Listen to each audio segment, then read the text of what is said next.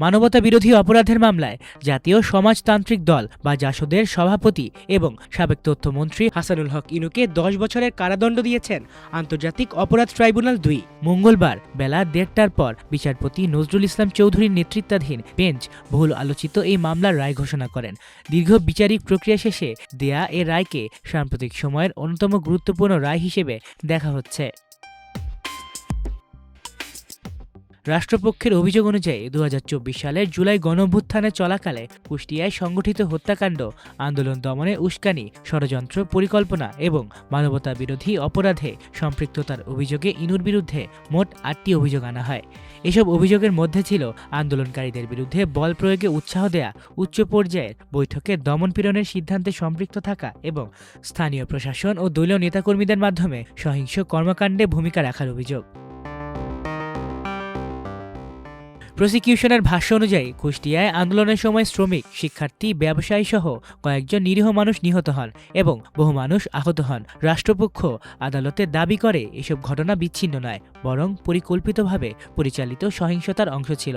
মামলায় একাধিক সাক্ষ্য, নথি, টেলিফোন আলাপ এবং অন্যান্য তথ্য প্রমাণ আদালতে উপস্থাপন করা হয়।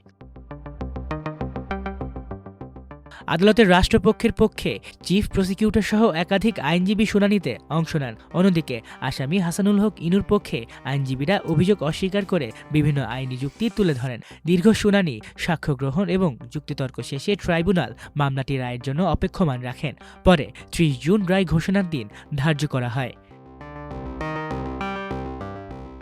রায় ঘোষণার সময় আদালত কক্ষে কঠোর নিরাপত্তা ব্যবস্থা নেওয়া হয়। আলোচিত এই মামলার রায়কে কেন্দ্র করে আদালত পাড়ায় ছিল বাড়তি সতর্কতা। রায় ঘোষণার পর আদালত প্রাঙ্গণে আইনশৃঙ্খলা বাহিনীর উপস্থিতিও জোরদার করা হয়। এর আগে স্বৈরাচার আওয়ামী লীগের পতনের পর ২০২৪ সালের ২৬ আগস্ট রাজধানীর উত্তরা এলাকা থেকে হাসানুল হক ইনুকে গ্রেফতার করা হয়। এরপর আন্তর্জাতিক অপরাধ ট্রাইব্যুনালে তার বিরুদ্ধে আনুষ্ঠানিক অভিযোগ গঠন করা হয় এবং বিচার কার্যক্রম শুরু হয়। কয়েক মাস ধরে সাক্ষ্য গ্রহণ ও যুক্তিতর্ক শেষে আজ এ মামলার চূড়ান্ত রায় ঘোষণা করা হলো। এর রায়ের মাধ্যমে ২০২৪ সালের জুলাই গণঅভ্যুত্থানকে ঘিরে দায়ের হওয়া আলোচিত মানবতা বিরোধী অপরাধের মামলাগুলোর মধ্যে আরেকটি গুরুত্বপূর্ণ অধ্যায়ের সমাপ্তি ঘটল। তবে ট্রাইব্যুনালের রায়ের বিরুদ্ধে প্রচলিত আইন অনুযায়ী উচ্চ আদালতে আপিলের সুযোগ রয়েছে। রায় ঘোষণার পর বিষয়টি নিয়ে দেশজুড়ে ব্যাপক আলোচনা শুরু হয়েছে। রাজনৈতিক অঙ্গন থেকে শুরু করে আইনজীবী মহল এবং সাধারণ মানুষের মধ্যেও এ রায় নিয়ে নানা প্রতিক্রিয়া দেখা যাচ্ছে। এখন নজর থাকবে পরবর্তী আইনি প্রক্রিয়া এবং উচ্চ আদালতে আপিলের সম্ভাব্য কার্যক্রমের দিকে।